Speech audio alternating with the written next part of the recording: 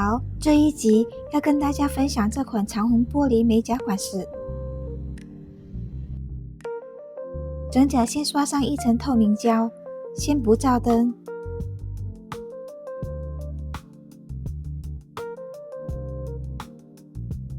然后分别贴上这些亮片。这次使用的是金色和红色两种颜色，金色和红色分别有两种，一种是偏细碎的，一种是偏大片的，里面的亮片大小不一。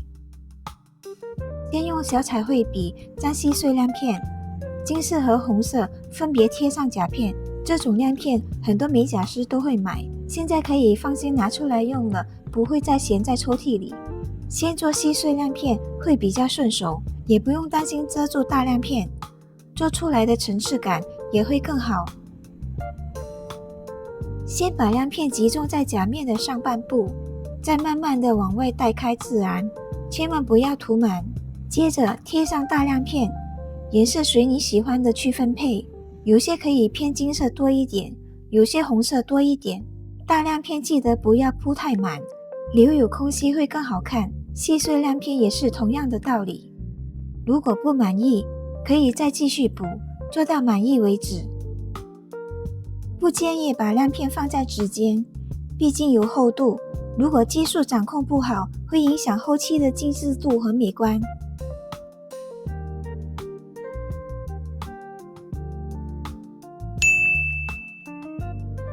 因为亮片表面会有凹凸，这里先做微尖构，让整体甲面更平整。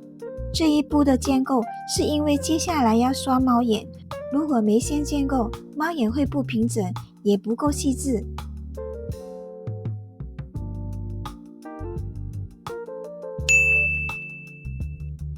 猫眼集中刷在甲面的下半部，轻轻带到一点亮片会更自然。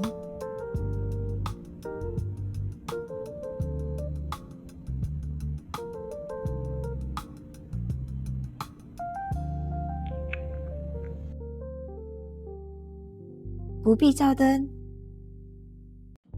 接着用小小笔把实线虚化，做出自然的过渡效果。小小笔一定要平躺操作，不能立着刷，这样过渡才会自然。下笔要轻，过程中需要不时清笔，维持干净才能避免表面混浊。不必照灯。用圆柱磁铁吸出宽光，光要均匀，不要吸出玻璃珠光猫眼的效果。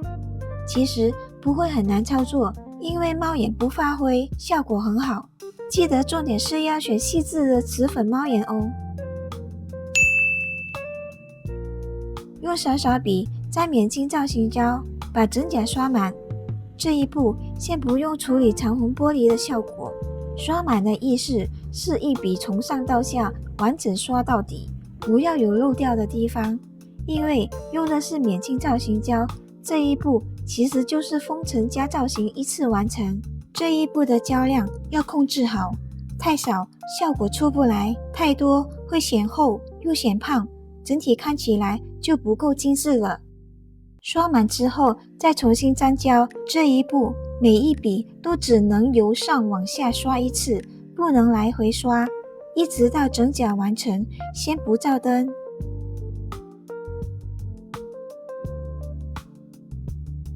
用镊子前端在甲面上从上到下滑，每一笔都是滑下后提起，再回到上方继续滑，不是来回刮。重复做到整甲结束，边滑边调整，把纹理做成自己想要的感觉。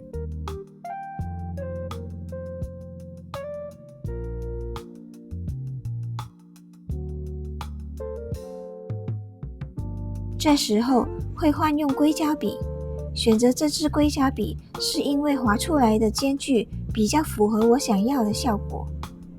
再用同样的方式调整纹理粗细。如果硅胶笔前端有堆胶，记得先清笔再继续操作。如果用镊子已经做到想要的效果，这一步也可以省略。这个步骤是为了让长虹玻璃的纹理间距有变化，看起来更有层次。同时要根据甲面的大小来调整，如果甲面太小就不太适合，大家可以用不同的工具试试看效果。调整完后，把底部多出来的胶擦干净即可。